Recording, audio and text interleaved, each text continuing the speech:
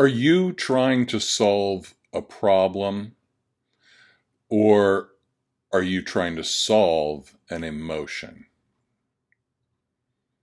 Think about the difference between the two. What is the difference between solving a problem and solving an emotion? Um, Let me tell you what I think. So, an emotion doesn't need to be solved. Therefore, if you are trying to solve an emotion, what you're doing is you are applying the wrong tool to the job. If you're trying to solve a problem and there is a problem, you can use logic, you can use ingenuity, you can use a lot of different tools to solve your problem. But you notice when what you're really trying to solve is an emotion that you just get tangled up in your mind and it goes on and on and on. And if it ever gets solved, it's just because, well, emotions come and go. And so eventually it will go, of course. But if you're trying to solve a problem that isn't a problem, that is just a feeling, then it's just another form of an emotional avoidance that, is one of my favorite topics.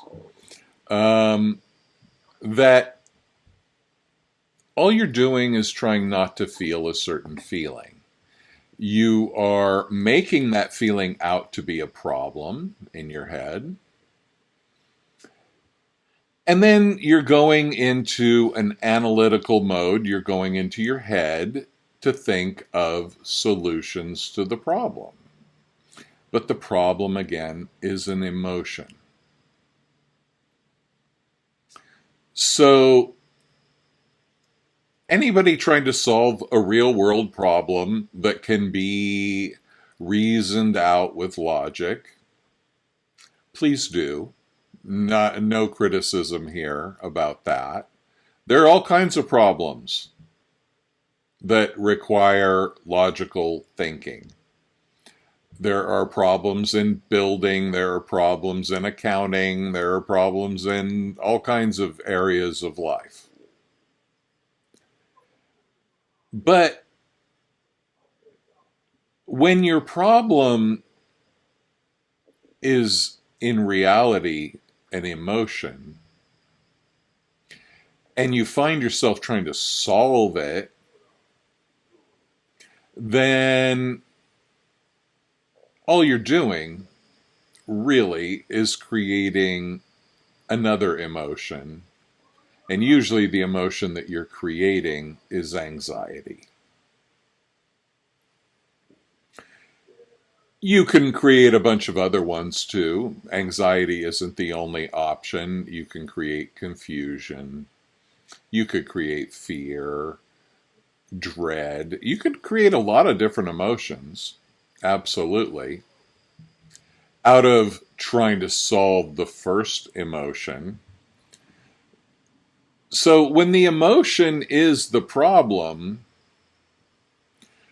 all mental efforts to solve that so-called problem are going to create more emotions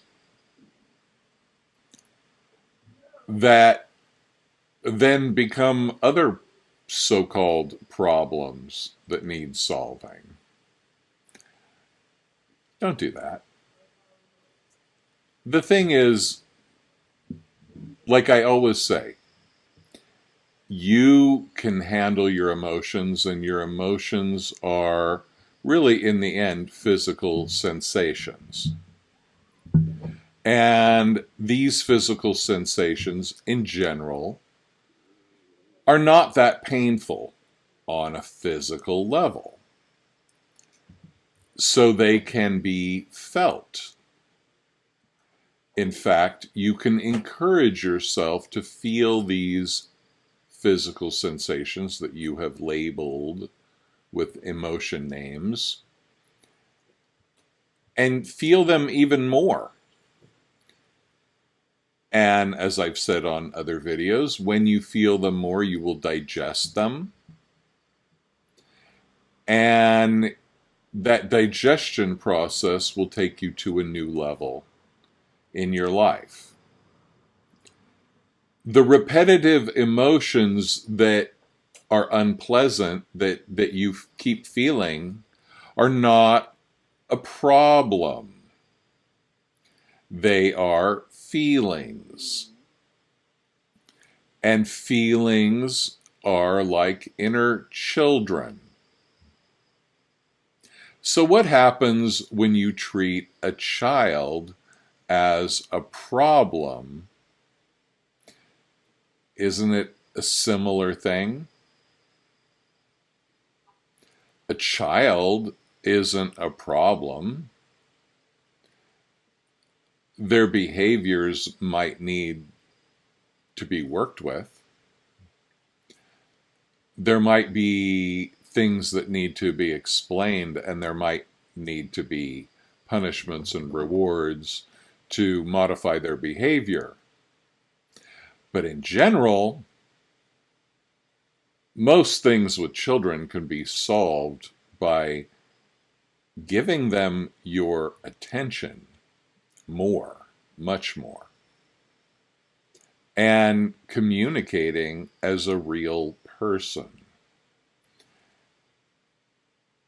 Instead, a lot of people treat children, hey, here's my latest child, as a problem. Hey, kitty, are you a problem? And they just kind of throw their hands up.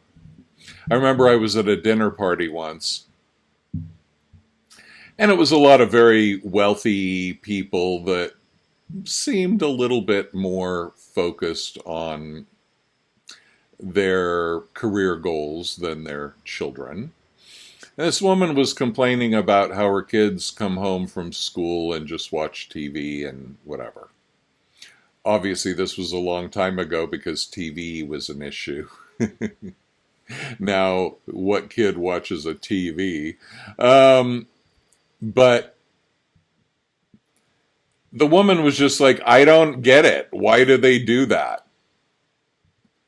And I said to the woman, where did they get a TV?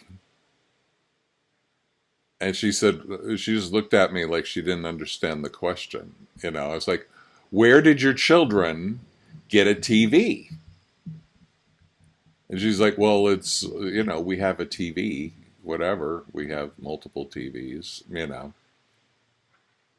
I'm like, so they don't have a TV, right? You have a TV. And do you have no control over your own TV? Like, if you got rid of your TV, they wouldn't be able to watch it, would they? You know, it's like, if you focused on your kids, if you communicated with your kids, whatever, this so-called problem could be solved. You get rid of TV. Nowadays, you can get rid of Wi-Fi. You know, all kinds of things could happen. You could spend time with your kids. You could get your kids enrolled in certain things, you know, whatever, right?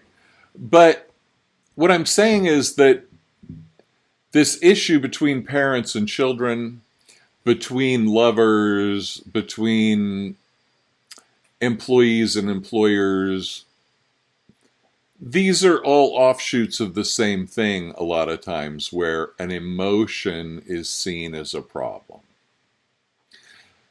So next time you think you have a problem, why don't you just consider whether or not it actually is? Is this a problem or is this an emotion? that I am trying to solve. And if it's an emotion, refer to my other videos on emotional healing, or book a session with me and I'll help you clear these up. But either way, just realize that an emotion is not a problem. Thanks so much for watching. And if you'd like more information, go to andysway.com. Thanks a lot.